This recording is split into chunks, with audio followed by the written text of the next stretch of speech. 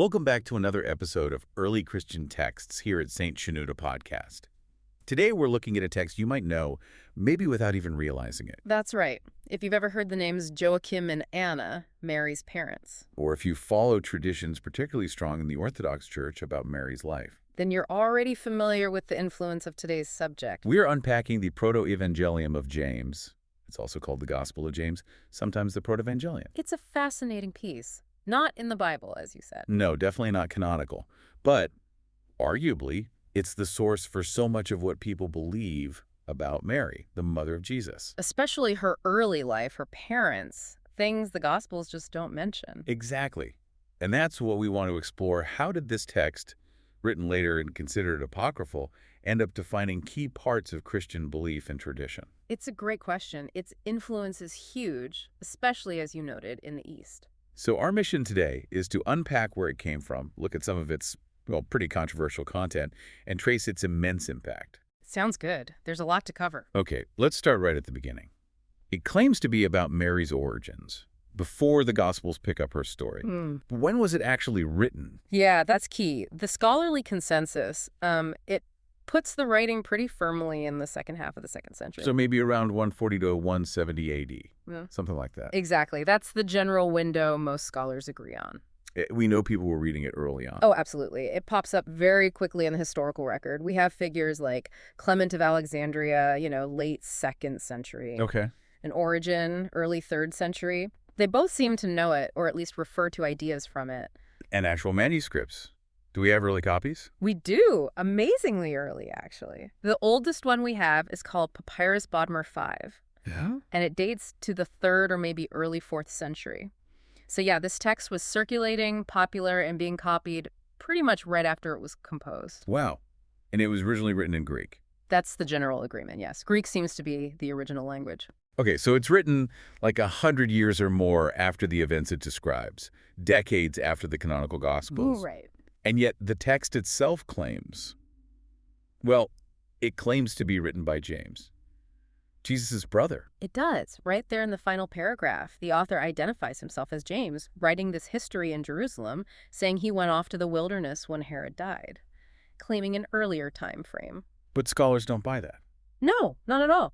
It's seen as a classic example of pseudepigraphy. Meaning writing under a false name. Exactly. Attributing it to someone famous, like James, to give the text more authority. And how do we know it's pseudonymous? Well, the biggest clue is that the text clearly knows and uses the canonical Gospels of Matthew and Luke. Ah, so it's building on them. Precisely. It harmonizes their infancy narratives, it fills in gaps, it elaborates.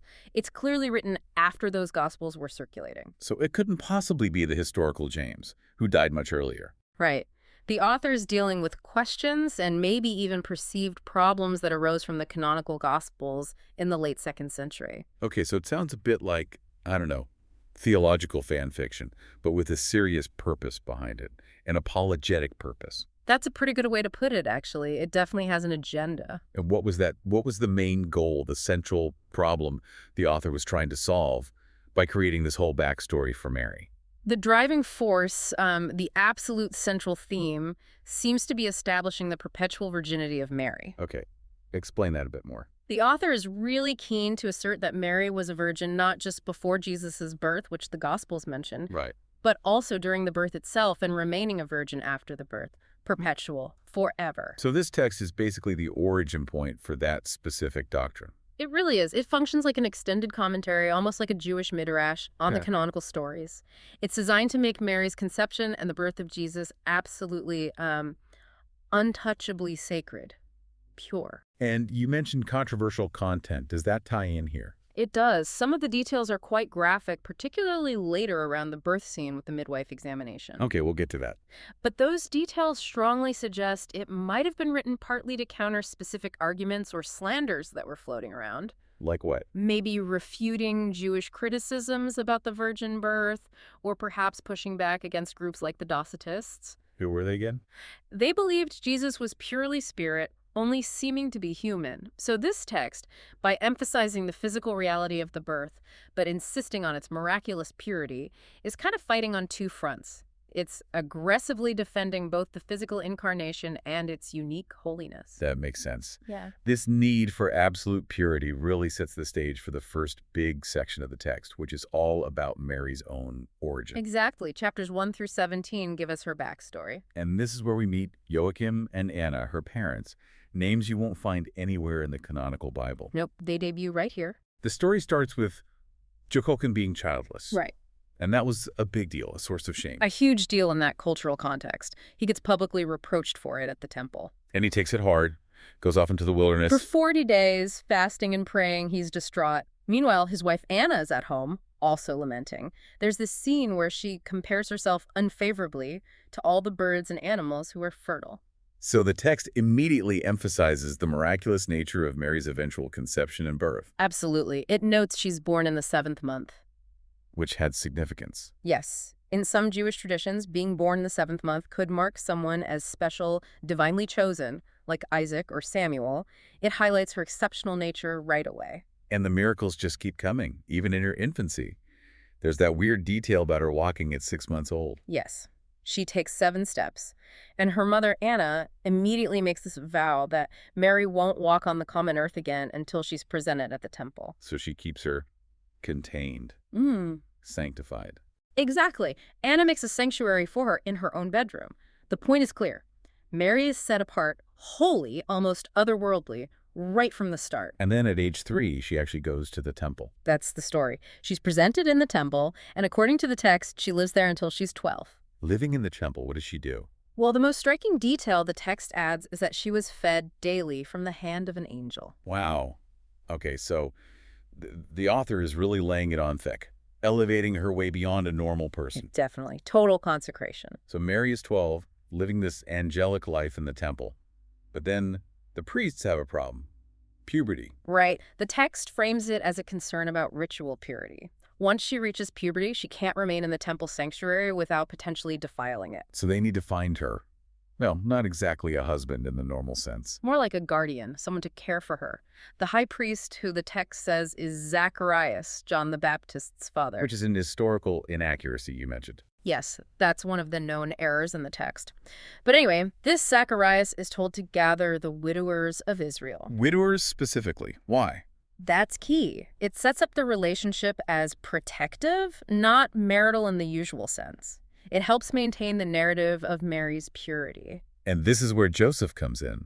How is he described? As an old man who already has grown sons. Okay, so definitely not a young bachelor. No. And he's not chosen by anyone's preference. It's a miracle. All the widowers bring their rods, and a dove flies out of Joseph's rod. A sign from God. An undeniable divine selection. But Joseph isn't keen at first. Not at all. His reaction is great. He basically says, I'm old, she's young, people will laugh at me. He fears becoming a laughingstock. But he takes her anyway. He has to. It's a divine command. But crucially, he takes her as a guardian. The text is very careful about this. He's protecting her, not marrying her in the conventional way. And this neatly solves that issue from the Gospels about Jesus having brothers. Exactly. The Protoevangelium establishes its explanation right here. Those brothers must be Joseph's sons from his previous marriage. Problem solved, according to this author. Okay, so that sets up the framework. Mary is under Joseph's guardianship. Then comes the Annunciation, the angel visiting Mary. Does the PJ add anything there? It adds a beautiful detail, actually. It says, Mary was spinning threads, specifically scarlet and true purple thread, for the curtain of the temple when the angel Gabriel appeared to her. That's lovely. But then things get dramatic. Joseph goes away for work. Yeah, he's a builder, the text implies. He goes away, comes back 6 months later, and finds Mary pregnant. Oh, boy. And his reaction, as the text describes it, is deep grief and confusion. He worries, compares the situation to Adam and Eve, like, while he was gone, she was deceived or preyed upon somehow. The potential for scandal is huge. And the text, being so focused on Mary's purity, can't just leave that hanging. It needs to address the scandal head on. And it does, in a really remarkable way. It introduces a kind of legal defense. Annas the scribe reports the pregnancy. So Mary and Joseph are brought before the priests. And what does the author have them do? They undergo the test of bitter waters. The ordeal for suspected adultery from the Old Testament, Numbers 5. That's the one. It's an incredible move by the author. using established Jewish law within the narrative itself to publicly, formally prove their innocence and shut down any possible slander about the conception. And they passed the test. According to the text, yes. They drink the water, go out to the hill country as prescribed, and come back unhurt. Divine vindication. Their innocence is proven. That's quite a narrative strategy. Yeah. Using the law to defend the miracle. It really is. A preemptive strike against any questions about the virgin birth. Okay, so their names are cleared. Then comes the journey to Bethlehem for the census, leading up to the nativity itself. The PJ changes the location, right? Yes. Instead of a stable, like in Luke, the PJ places the birth in a cave outside Bethlehem. Joseph finds a cave for Mary when she says her time has come during the journey. And there's a really strange, vivid description associated with the birth. One of the most striking passages in early Christian literature, I think.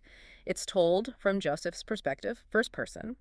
He goes out to find a midwife, looks up, and suddenly everything stops.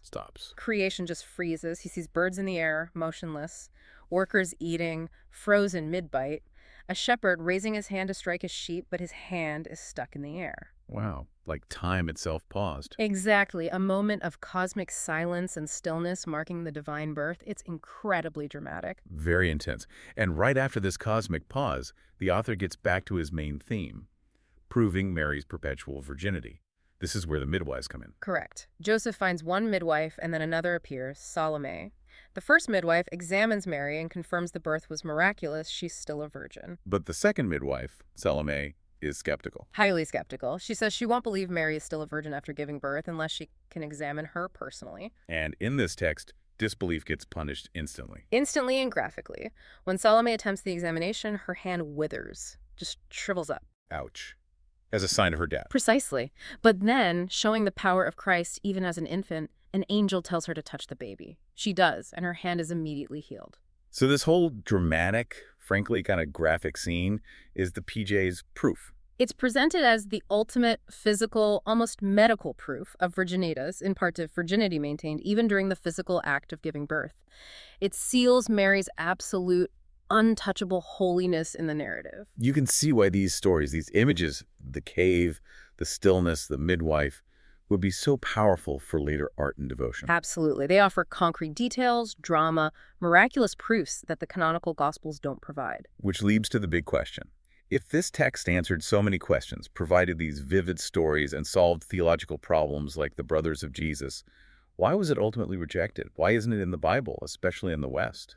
Well, the rejection was pretty formal in the Latin West. Pope Innocent condemned it early in the 5th century, around 405 AD. Okay. And then the Gelasian decree, maybe around 500 AD, also listed it among the apocryphal rejected texts. Did they give reasons? They pointed out some of the historical errors, like the claims about Zechariah or Simeon being high priests, which wasn't accurate.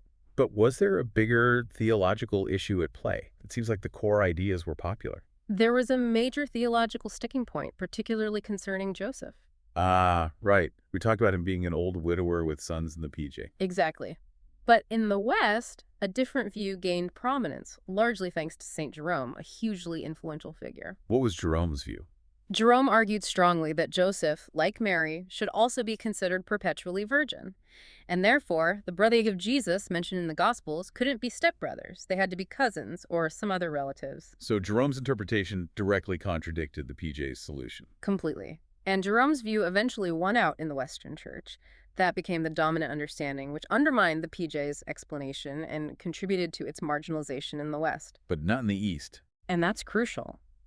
While the West went with Jerome, the Eastern Orthodox Church largely held on to the explanation provided by the Protoevangelium of James. So the idea that the brothers were Joseph's sons from his previous marriage. That remains the traditional position in Eastern Orthodoxy right down to today. It shows the PJ's enduring influence there. So its legacy is kind of split, but still massive. Absolutely massive. Even setting aside the East-West split on Joseph, this text is foundational. Without the PJ, you likely don't get the widespread doctrine of Mary's perpetual virginity in the specific form it took in Part 2 and postpartum. And her parents' names, Joachim and Anna. Straight from the PJ, nowhere else.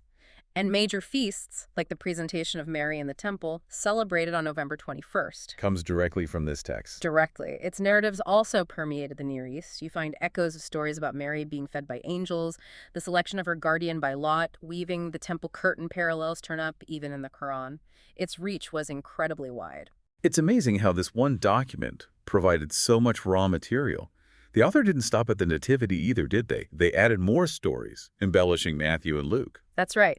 The PJ includes its own version of the Massacre of the Innocents. What does it add? Well, Mary hides Jesus in an ox stall, interestingly enough, but the big addition involves John the Baptist and his mother, Elizabeth. Okay. Herod's soldiers are looking for John, too. Elizabeth flees with the infant John into the mountains, cries out for help, and miraculously, the mountain splits open to hide them. Wow, okay. Very dramatic. Very. And it also provides an explanation for what happened to John's father, Zacharias, the priest. The one it incorrectly called the high priest. Yes. According to the PJ, Herod has Zacharias murdered right in the temple between the altar and the sanctuary because he wouldn't reveal where John was hiding. In his blood. The text adds this grisly, miraculous detail. His spilled blood turned to stone on the temple floor as a testimony against his murderers. Simeon, it says, was then chosen to take his place. So just to wrap our heads around this, we have a text written pseudonymously in the 2nd century. It's not canonical scripture. Yet, it successfully created the entire backstory for Mary, gave her parents' names, provided this elaborate defense and proof for the virgin birth and her perpetual virginity, added dramatic details like the cosmic stillness and the midwife's withered hand, and defined her status as ever virgin for large parts of Christianity, especially the East. even while being officially rejected by church councils in the West. It's an incredible story of textual influence. It really is. And you know, what's truly fascinating, I think, is what the popularity of the Protoevangelium of James back in the 2nd century tells us about early Christianity itself. What do you mean? Well, it shows this really powerful desire quite early on within the Christian community, a desire to make the story around Jesus, Mary, and Joseph, well, bigger, more overtly miraculous, more sacred, more otherworldly than perhaps the canonical Gospels alone made it feel. Like they needed the narrative details to match the theological significance. Something like that. There seems to have been an eagerness to move beyond maybe the more sparse human details you find in Matthew and Luke, and to elevate Mary and Joseph onto a plane that felt more fitting for the parents and guardians of the divine Christ. Smoothing out the rough edges, filling in the gaps with miracles. Right. Making everything ever more sacrosanct, as you put it earlier. And this impulse, this tension maybe, between the very human story presented in the Gospels and the deep desire for an entirely divine, pure, almost untouchable sacredness, which the PJ worked so hard to provide, that tension is still, I think, absolutely central to how Christians have understood and wrestled with these figures in their stories ever since.